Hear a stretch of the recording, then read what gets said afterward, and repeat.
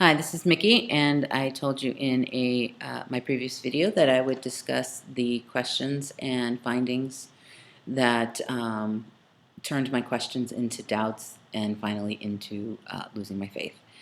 This will probably be three parts because it's not a lot of information, but I would like to try and keep the time down per video. So I will go into the beginning and then my second one will go into the next question, and then my third one will go into my final uh, breaking of that last little thread that I was holding on to. But the first questions regarded 1975, because I was a child of that time. I was about 10 years old, and I do remember um, the bombardment from the platform, the literature, the district convention, etc. of 1975. That date was pounded home. And I remember the buzz in the Kingdom Hall. I remember uh, there was a lot of excitement going on with the brothers and sisters, and I remember being extremely terrified. It was a year of crying jags for me, nightmares. I was really frightened, and 1975 passed and nothing happened. And I remember talking to my father a little bit about it, and I don't think he knew how to answer it. When I came to him with questions, I think a big part of why I got the responses that I did was he just didn't know how to answer them.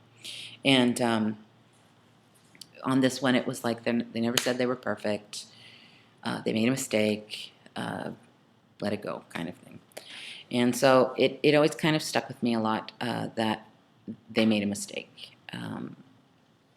And how could they make a mistake if they were God's organization? And then the second question with the 144,000 being a big deal is I remember when I was about 13 years old, there was a brother in our congregation who all of a sudden started to partake. And for non-witnesses looking at this, I don't know what you'd be looking at this for, but if you are looking at this, the reason that is a big deal is because at the memorial, when they pass the body and blood of Christ, only the 144,000 partake of it. Only the anointed partake of it. So I was really kind of curious of how you know if you're anointed. How do you know? How can you prove it? How do we know he really is anointed? How do you know? And why did he all of a sudden start to partake? And, how do you prove it? There's no way. And again, I brought this up to my father, and I don't think he knew how to answer it. And I got another standard answer. It's between him and Jehovah, and it's none of our business. And so I let that go. But it was always, again, one of those things that always tickled around the edges of my mind. And so since I was going to, strengthen my faith, and if I were going to go back, I was going to go back 100%, and there was going to be no questions. And so I did not set this out, again, like I said in the last video, I did not set out to destroy my faith. I set out to strengthen my faith and just clear up the little confusions that I had. And to be honest with you, I thought it was something that I just personally wasn't understanding. I didn't think there was a problem with the organization. I just thought it was something that I personally wasn't getting. And so, again, it wasn't an attack on the organization. I really didn't mean to start figuring out what I was figuring out, and but I did have these were my two big questions, and all the other questions would always kind of come back to this. And the other one that kind of I had asked a while ago with her was, why did they add the name Jehovah? Because our Bible's the New World Translation is the only one that has Jehovah, so why did they add Jehovah? And she said they referenced it from the Hebrew. Well, that was a good enough explanation for me at the time. And the only reason I mention that is it does come into play. But one of the things that goes coming back is the 1975 and the anointed. How do you know, and how could they make a mistake? So I ended up latching on to Deuteronomy 18:22. And when a prophet speaks in the name of Jehovah, and the word does not occur or come true, that is a word that Jehovah did not speak. With presumptuousness, the prophet spoke it. You must not get frightened at him. So I brought this up the next time that she was here. And I hadn't really asked her a lot about the 144,000 or how do you know that you're anointed, but it was on my mind. And I think we touched on it once or twice, but I didn't really get into it yet. And part of it was fear. I was asking these questions, and things weren't settling with me. And we were going round and round, and I wasn't getting any clear-cut answers. And we were skimming around it. We weren't really getting into it. But now I'm starting to get into, I really want answers. And so I was getting a little afraid. So I must have read this before, but for some reason now I'm looking at it differently, which can sometimes happen. And when the prophet speaks in the name of Jehovah and it doesn't happen, 1975 did not happen. So this all of a sudden became, like a bone to a dog. I couldn't let go of it. And so the next time that she came over, I did show her the scripture and to talk about it, and she said they never claimed to be a prophet. So for the first time, I got online and I was looking at the witnesses on Google. And I was really afraid of looking at anything too apostate. And so I was very careful, Jehovah's Witnesses, prophet, that was really what I was looking for. Anything that I clicked on that would have an explanation, I wasn't interested in a personal explanation. I didn't know what I was looking for, but I was looking for something concrete, something that I could look at or some answer. And I ended up finding, I think it's the April 1st, 1972 article. And what I liked about this particular site was I didn't have to read the stuff that they said. They just had a nice little copy of this. And so I was able to print this off. And I will put all of the scriptures that I'm talking about. I will put the real date of this on, and I'll put it in my little thing down below. And it says, they shall know that a prophet was among them. Yeah. And it's a little article on how people can get to know God.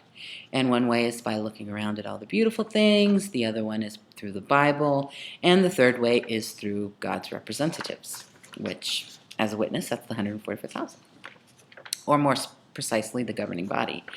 And so the question comes up, does God have a prophet to help them, those of us that are looking to know God better, to warn them of dangers and to declare things to come? These questions can be answered in the affirmative. So, also says, this prophet was not one man, but a body of men and women. Speaking of the anointed. So at this point, again, I'm getting very nervous because they did say they were a prophet. So the next time she came over, I brought that up, and she said, well, they never said they were an inspired prophet. Now that was the wrong answer. Because all I saw was that was a game of semantics. And it was a game that my daughter and I used to play all the time, and we used to have a lot of fun with it. And I'm not going to go into the whole story, but it was a silly game that my daughter and I used to play. And so all I saw was this little thing with my daughter, and this was a game of semantics, and this is a way about getting around answering the question, getting out of being in trouble, and stuff like that. So that did not set well with me, and I was not going to take that as an answer. So I started looking into inspired. Definitions of inspired, again, don't take my word for it, look these things up. One of the definitions, and all of the definitions I found really pertain to a spirit-directed governing body, but one in particular was imbued with the Spirit. Well, they're spirit-directed. That sounds like they're imbued with the Spirit to me. And so I was now having an issue with are they or aren't they? Are they or aren't they? If they're not, they're off the hook for Deuteronomy. But if they are, they're in trouble. And so I'm going to go into the second part of what happened, but this one was really kind of, it wouldn't let go.